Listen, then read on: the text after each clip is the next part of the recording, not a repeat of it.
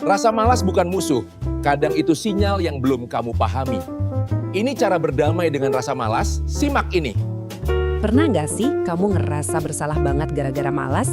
Nah, hari ini kita bakal bongkar sebuah ide yang mungkin bakal mengubah cara pandang kamu selamanya. Berdasarkan sebuah buku yang menantang semua yang kita tahu tentang kemalasan. Kayaknya kalimat ini nggak asing ya di telinga kita.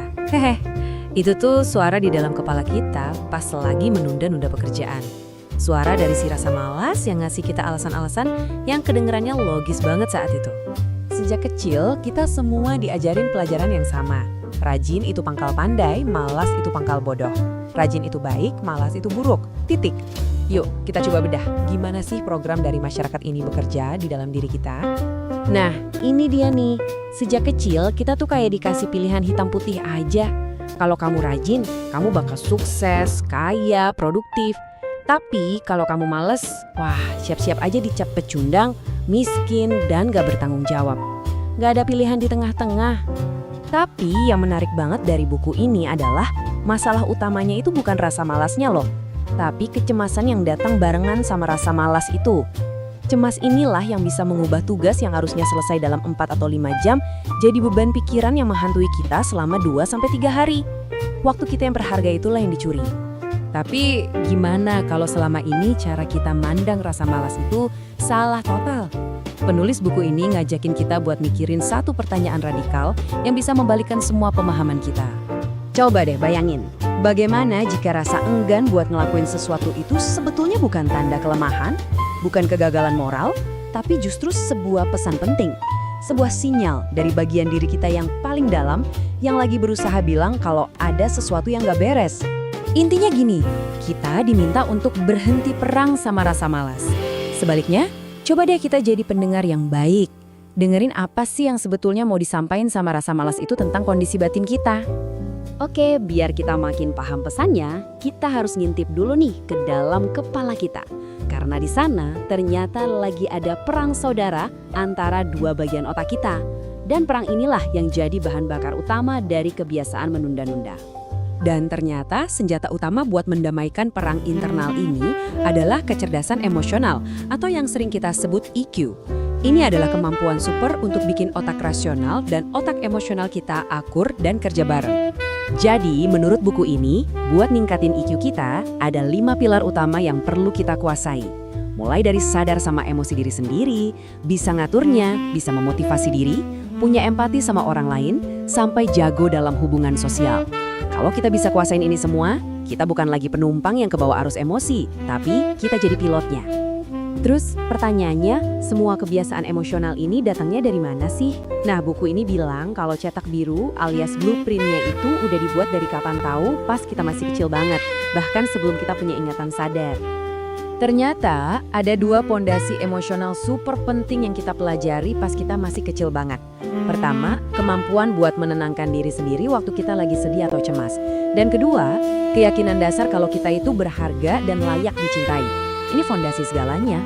Nah, buat gambaran yang lebih jelas, di buku ini ada cerita tragis soal seorang pria bernama Peter.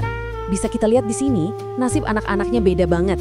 Anak-anak yang dibesarkan di lingkungan yang hangat dan suportif tumbuh jadi orang yang stabil. Sebaliknya, yang dibesarkan di tengah masalah, hidupnya jadi berantakan. Ini bukti nyata betapa krusialnya lingkungan emosional masa kecil. Jadi, poin terpentingnya tuh ini. Kalau sekarang kita lagi berjuang mati-matian ngelawan rasa malas, seringkali masalahnya bukan di tugas yang ada di depan mata, bukan soal laporan yang belum diketik, tapi itu adalah gema, pantulan dari pola-pola emosional yang udah tertanam sejak kita kecil. Oke, setelah kita tahu akarnya di mana, sekarang kita masuk ke bagian yang paling ditunggu-tunggu. Terus gimana caranya? Kalau emang rasa malas itu pembawa pesan, gimana cara kita dengerin dan ngeresponsnya dengan cara yang bener-bener ngebantu, bukan malah ngehakimin diri sendiri? Pertama-tama, kita harus peka sama alarm dari dalam diri kita. Kalau kamu mulai ngerasa dunia ini nggak asik lagi, ngerasa kosong, capek ketemu orang, atau ngerasa orang lain kok kayaknya lebih beruntung terus, hati-hati. Itu semua adalah lonceng alarm yang menandakan harga diri kita lagi anjlok. Dan biasanya, ini muncul ke permukaan dalam bentuk rasa malas yang nggak habis-habis. Dan seringnya tanpa sadar, kita malah melakukan hal yang bikin semua jadi lebih buruk. Apa itu? Mengurung diri di kamar, nangis sendirian. Menurut buku ini, kebiasaan itu justru memperkuat perasaan kesepian dan bikin kita makin ngerasa jadi korban keadaan. Nah, sebagai gantinya, coba deh lakukan beberapa hal simpel tapi efeknya luar biasa ini. Pertama, bereskan lingkungan fisik kamu. Bersihin kamar, rapihin meja. Tindakan kecil ini langsung ngasih sinyal ke otak kalau, hey, aku pegang kendali, dan ngasih suntikan rasa pencapaian instan. Yang kedua, coba deh berbagi sama orang lain. Nggak perlu yang besar-besar. Bisa cuma ngasih waktu kamu buat dengerin temen curhat, beliin makanan kecil buat orang lain, atau sekedar ngebantu hal sepele. Ini cara ampuh buat ngelawan perasaan nggak berharga, karena kamu langsung ngerasain dampak positif dari keberadaanmu. Dan yang terakhir, ini penting banget. Lakuin sesuatu yang bener-bener kamu nikmatin, cuma buat seneng-seneng aja. Main sama hewan peliharaan, telepon temen yang bisa bikin kamu ketawa, makan es krim favorit. Tujuannya adalah buat ngisi ulang tangki emosional kamu dengan pengalaman-pengalaman positif yang baru. Jadi, pada akhirnya pertanyaan yang perlu kita ajukan ke diri sendiri itu bukan lagi gimana caranya biar gue nggak males. Pertanyaan yang sesungguhnya yang jauh lebih penting adalah apa sih yang lagi coba disampaikan sama rasa malesku ini? Tentang apa yang sebetulnya lagi aku butuhkan. Share video ini jika bermanfaat dan save untuk didengarkan nanti. Jangan lupa subscribe untuk terus update.